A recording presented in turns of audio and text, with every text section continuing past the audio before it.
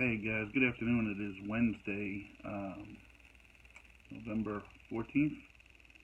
Yes, November 14th, which happens to be the first day of my employment with my new company, which is why I'm getting this video to you guys so late in the day. I apologize for that. Long day, long couple of days. It's going to be a long week. I'll give you an idea of why this is so late, and it will probably be later the next couple of days.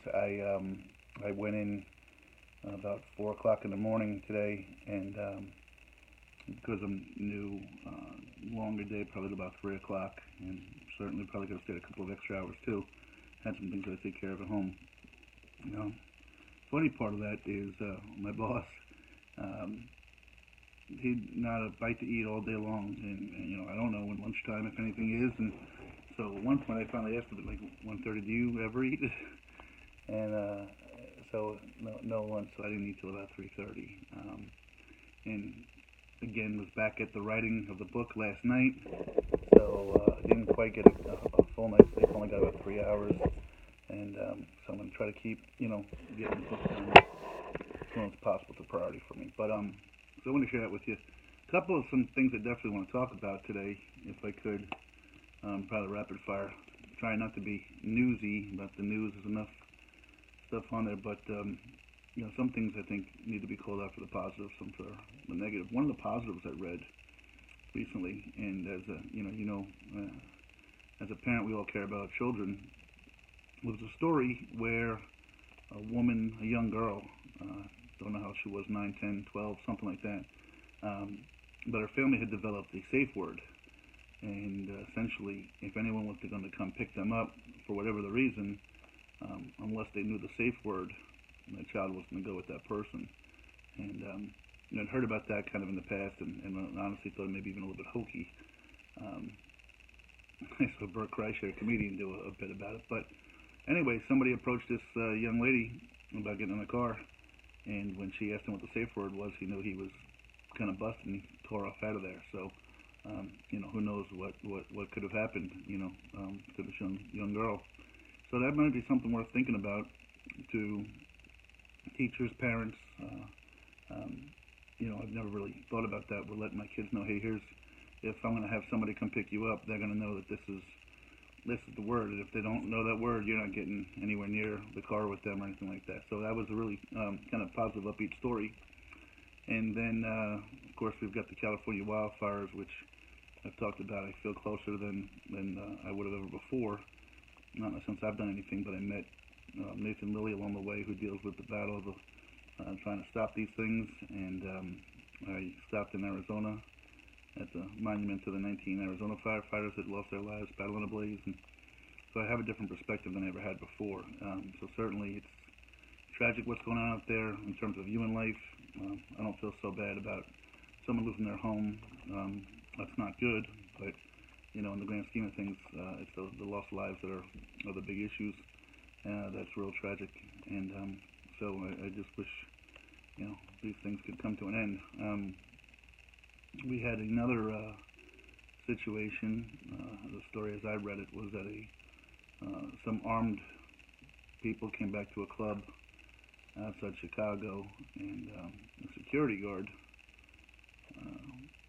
lack of a better term, apprehended or stopped one of the people shooting that was threatening to shoot. Was kind of kneeling on their back, having them,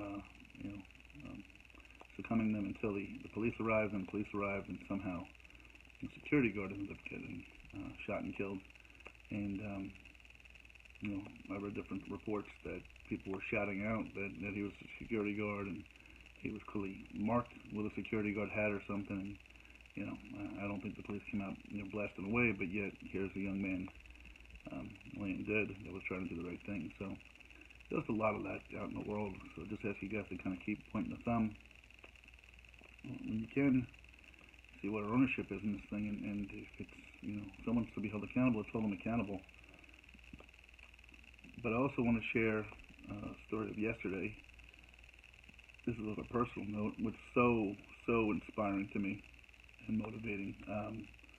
Along the journey, you might have heard me talk about Mrs. Ryder's class that I got to know along the journey a little bit, doing some FaceTimes and some live streams with them. Well, they invited me to the school yesterday, and it was pretty. I posted some pictures, but it was just pretty amazing. I got there a little bit before the class came in, and as I did, almost each and every one of them was just really excited. Anytime someone seems to be, excited to see you, it's got to be, uplifting.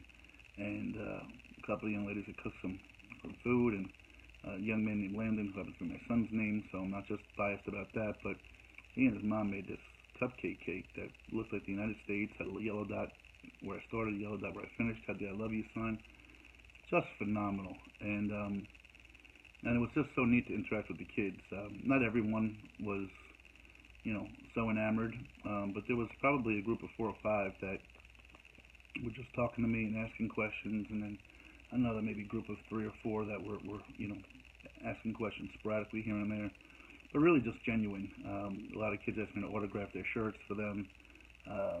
At point to some Journey shirts, and it was just a really terrific experience. So I thank Mrs. Ryder and the Bermudian Springs Middle School, and especially the kids.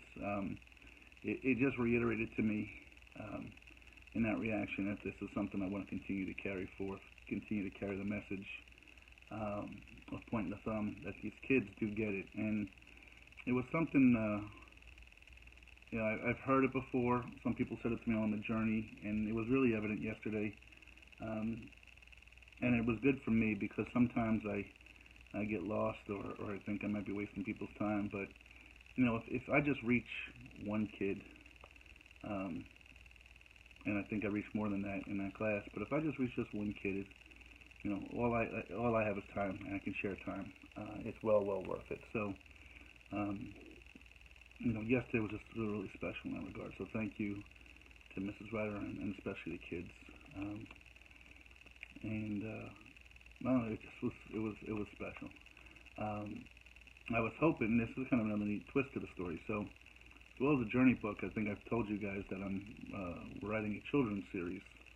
I don't have any kind of illustration or illustrators, and we'd approached the school district.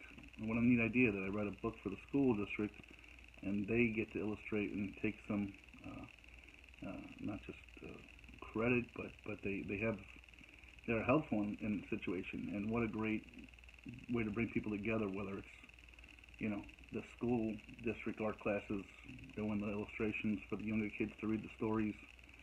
Just thought it was a really great thing. Well, Mrs. Ryder had planned on introducing me to the art teacher in her school, who's already read one of the stories and loves the idea and is, from what I understand, eager to move forward with illustrating it. But I didn't get to meet her yesterday. But here's why. I didn't get to meet her because she was accepting an award for Teacher of the Year. I don't know if it's in a category, in an age group, whatever. Who cares? She was accepting an award for Teacher of the Year, I think down in Shippensburg or something like that. So how awesome is that, to celebrate, what a great thing. So I'm sorry I missed her, but, if I missed her for that reason, well, heck, that's okay too. So that was kind of a really neat part. And then later on I got home, and on my journey I had stayed with Melissa and Chris Roop. They're both fourth grade teachers. Chris in the Fort Wayne School District, Melissa in the Crestview School District. And we had been chatting back and forth for about a week or so. Just general talk about the high school football team that's playing in the state championship or state playoffs, hoping to get to the state championship. In fact, the win last week was against a team that knocked them out the year before, and they went on the year before to win the state championship. So here they knocked out the defending champs, and hopefully are well on their way. Still, I think, a potential 2 or 3 more games left to go, I think she said. But I wanted to talk to Melissa and see, again, I'm really, especially after meeting Mrs. Ryder's class yesterday, really inspired to, meet and share the stories with the kids. I don't really know a lot of schools, a lot of teachers, a lot of superintendents. So I reached out to Melissa to see she thought her school might have an interest in meeting me and sharing the message and kind of going from there. And she certainly thought they would, and she was going to get back to me about that. So it was a real positive day in that regard. I did get another chapter, another day, 2.5 hours of writing for one day of the book, but the real brunt of it is early on. So I think it's going fantastic. I just want you to understand I am committed to it. And then, as I said, today was my first day of employment, so that's certainly taken up quite a bit of time, and will continue to do so. But that's what life is. Right now, it's about a balance for me.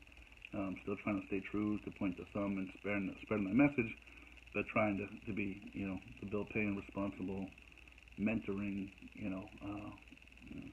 manager that I am in terms of a career. So that went really well. I'm excited about that too, and hope to keep you guys in the loop as far as that goes. So I thought there was one more thing I wanted to talk about, kind of on a social bit, but for the life of me, it's escaping me right now. So again, I apologize. This is later in the day than normal.